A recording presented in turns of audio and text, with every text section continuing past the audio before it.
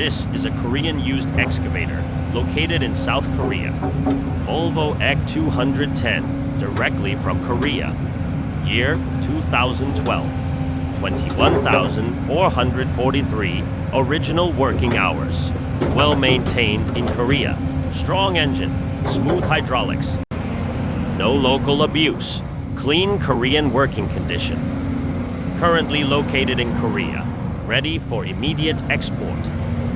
Shipment to Misrata, Jebel Ali, Mombasa. Syria shipment available. Tartus and Latakia. Price KRW 38,000,000.